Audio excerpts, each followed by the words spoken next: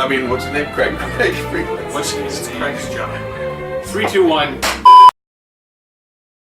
Hi there, YouTube. I'm Craig, here again with Bill and Antonio, and we are the Social Vultures. And tonight we're going to talk about another one of your favorite topics, which is indie films and some of your favorites. Yeah, indie films, we were talking about this before, that indie films aren't quite what they used to be. An indie film used to be something that was kind of privately financed. Mm-hmm.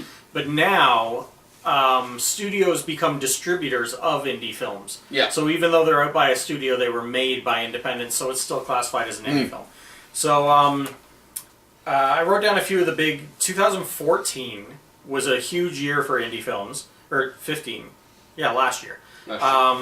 With Boyhood got a lot of attention. Oh, yeah. Was up for Oscars.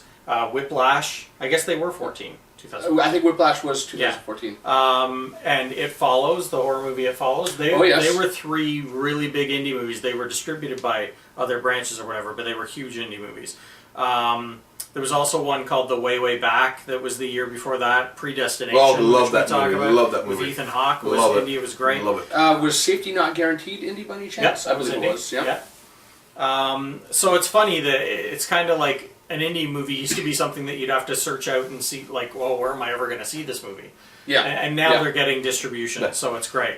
And even on the side of that, like, pretty much every Woody Allen movie is an indie movie. Yeah.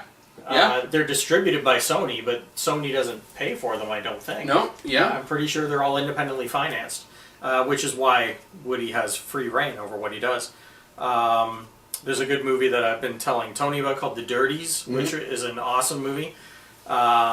It was kind of a big festival hit, and then Kevin Smith saw it and loved it. This was a few years back. And he started endorsing it everywhere, and it's really great. And the cool thing is, if you watch the trailer and you want to see it, if you actually go to the Dirties website, they had a designer do 6 or 8 different DVD covers, and they're all copies of famous movie posters, but done for their movie. Oh, okay. So, I bought one, and it looks like the old Anatomy of a Murder movie from the 50s. Okay. Yeah. And it's the same design, but it says The Dirties instead of Anatomy of a Murder. They did one for Rosemary's Baby. But all these classic covers reproduced with their movie. It's pretty cool. That's cool. Really smart marketing.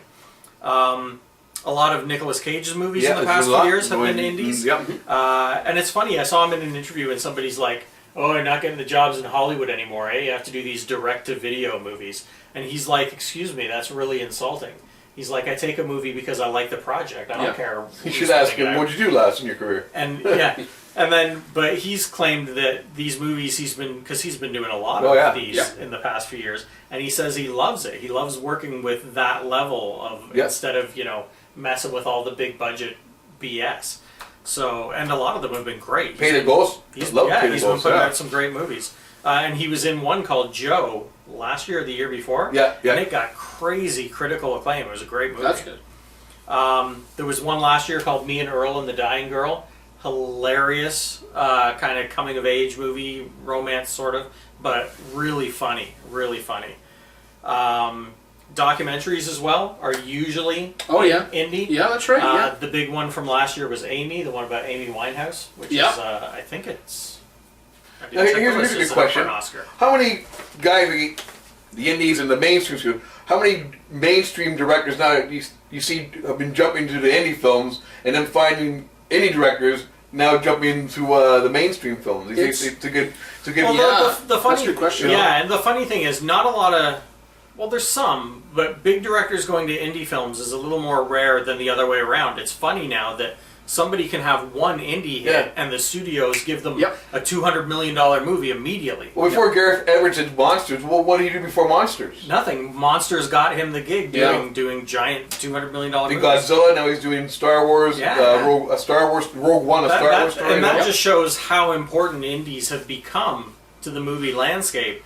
That's where studios, they're not saying, hey, I'm going to go hire Ridley Scott or Steven Spielberg. I'm going to hire nobody guy. It's the farm system for blockbusters now. It is. It's amazing. This is where guys go to cut their teeth as directors, producers, and obviously actors and actresses. Yeah. They do the indie circuit or they do the minor league, and the bigger teams, the bigger studios take a look and they like what they see and they sign them. Yeah, absolutely. Yeah, but you know what? Throwing it out there, we're talking about no-name actors or no-name directors. It's going to go back when Lucas is A New Hope. Yeah. That's Alec Guinness and Harrison Ford wasn't too mainstream yet. Lucas cast a bunch of no ones in that film. Yeah. You know, so I guess that kind of But trend. the 70s was, again, that was a big breeding ground for indie studios. Oh, I know. That's where all the great directors came from. But I'm saying that probably started the most. Well, if he had this guy, Mark Hamill, he did Corvette Summer or something before. Yeah. And now, how the movie came out type of thing, Yeah. right? So, Yeah. you get the right even, balance. and even more so than directors, I think you find now that all these big movie stars are gravitating towards, in their off time between their big, the movies that are paying their bills, in between those, they tend to go and do indie films. Yeah. Which is great. It's I've awesome. seen De Niro, Harvey Keitel, a lot of, see a big, wow, he's in this movie. Yeah, Like, that's great. all the big guys are loving doing indie movies. And you know what? And as a person who enjoys just good movies, it is great to see those guys bring the gravitas Yeah. that that we've experienced in the larger blockbuster. And we can't forget the films. writers. Let the writers. Absolutely. Yeah. No, you're right. And I love to me. I watch any film. I don't care if it's got a $50 million. If it's got a good script, horror, action, that's what I want to see.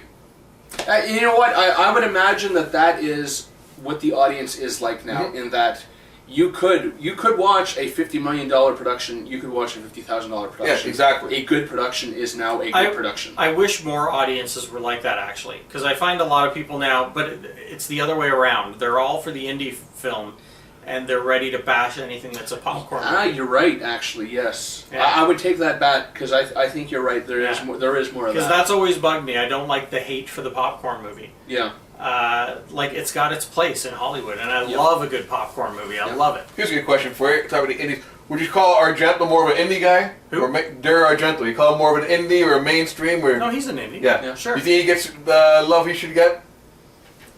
No, but I don't. He might not earn it anymore. What he turned out before his the last movie. you Yeah, know? but he's a master, and I mean, I hope he does something else that's really great. And the Amish film we watched is perfect. What's The that? editor? Yeah, the editor was great. That's an indie too. Yeah, beautiful. Beautiful. It's like a kind of a comedy horror homage to the So over the Italian giallo movies of the past, and it was great. It was really good. No. How aware are you, or like how many of the foreign indie films have you watched, and do you think that maybe outside of North America, it's a bit of a different beast when it comes to indie films? Yeah, because I mean, outside of America, they don't have the studios. Yeah.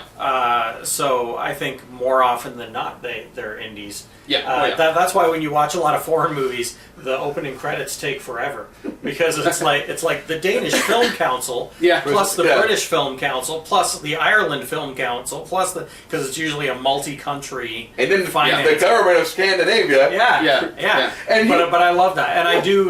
To answer your question, I love foreign movies, and lately, Mads Mikkelsen. When he wasn't filming Hannibal, he was still making movies back home.